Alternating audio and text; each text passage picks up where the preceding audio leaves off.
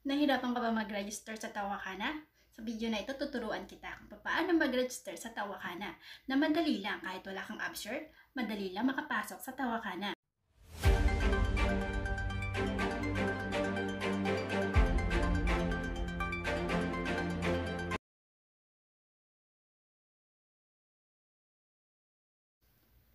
Usap-usapan ngayon sa bansang Saudi Arabia ang Tawakana.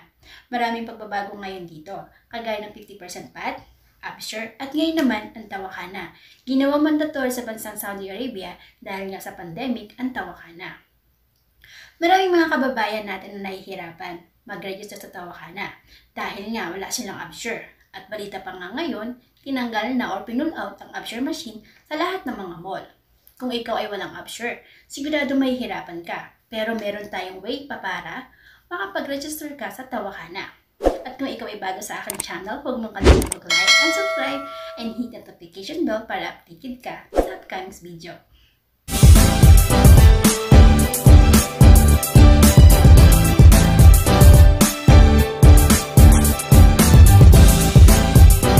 So, merong madaling paraan para ikaw makapag-register, but not recommended talaga to. Kung ikaw may kamag-anak, kaibigan, na sigurado naman ay mapagkakatiwalaan, pwede mo sa kanila ibigay ang iyong information. But make sure na talaga ito ay mapagkakatiwalaan kasi nga po, identity nyo po ang ibibigay ninyo. Ang ibibigay nyo lang naman po ay ang ikama, birthday, at syempre ang inyong number. Kailangan po na may register yon sa kanilang AppShare para po makapasok kayo sa AppShare.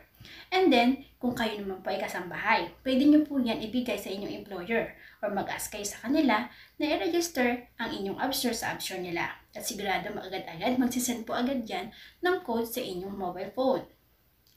Kapag kayo po ay nakapag-receive ng code sa inyong mobile phone, sa inyong number, i-type lang po ninyo sa Tawakana ang ikama number and then po mag-forgot password po kayo.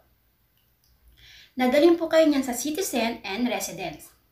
Nandun po yung number ng ikama nyo and then sa baba po ang inyong birthday. I-type lang po ninyo ang inyong birthday.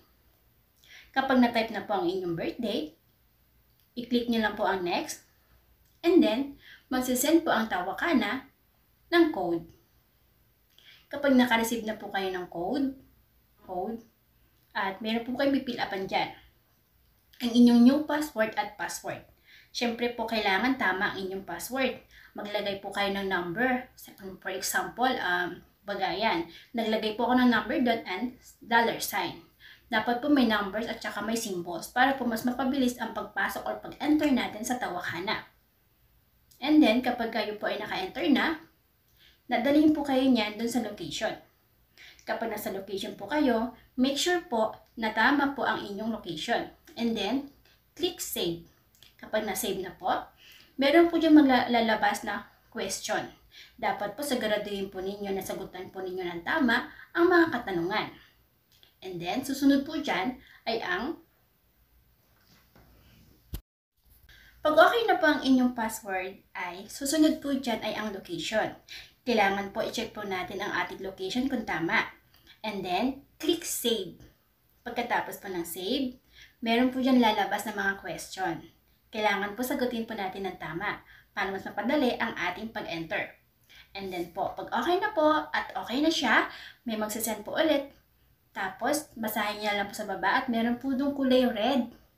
And then, i-download lang po nyo yun. Applications na yon at kailangan po i-download po yon at dadalhin na naman po kayo sa panibago. Basahin na lang po ninyo kung ano yung mga dapat doon at sagutan na rin. And then, after nun, okay na. Nakaregister ka na sa Tawakana. Pwede ka na pumasok sa lahat kasi kung wala kang Tawakana, hindi ka makakapasok sa mga establishment dito sa Saudi Arabia. Kaya kailangan mag-download na ng Tawakana para mapabilis ang iyong pagpasok sa lahat ng establishment dito. Keep safe mga kababayan. It's me, Lisa Pagayan. Babagayan ka sa lahat.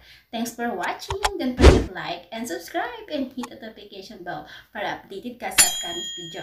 I wanna say thank you kay Mami Inday kasi dahil sa kanya, wala akong Tawakana. So thank you Mami Inday. Love you. Miss you. How to register in Tawakana. After downloading the app, choose New Registration in Homepage Enter your national ID number or residence ID number and date of birth. Click Accept, then Next. If you are already registered in Abshir, a verification code will be sent to your registered mobile number. In case of signing up with a mobile number not registered in Abshir or has not been verified yet in Abshir, the following message will be sent. Dependents and sponsored living within your residence, family, home workers, etc. After completing the steps in new registration, the app will sign you into your account. If you want to sign into your account later, choose Sign In from Homepage. Enter your national ID or residence number and the password you set up earlier. Enter the verification code sent to your mobile number. Tawakkalna. Allah is the best keeper. For more information about Tawakkalna, visit the application website. How to register in Tawakkalna. After downloading the app, choose New Registration in Homepage. Enter your national ID number or residence ID number and date of birth. Click Accept, then Next. If you are already registered in Abshir, a verification code will be sent to your registered mobile number.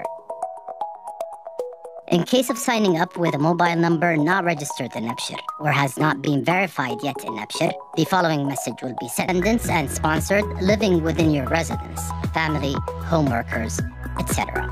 After completing the steps in new registration, the app will sign you into your account. If you want to sign into your account later, choose Sign In from Homepage. Enter your national ID or residence number and the password you set up earlier. Enter the verification code sent to your mobile number. Tawakkalna. Allah is the best keeper. For more information about Tawakkalna, visit the application website.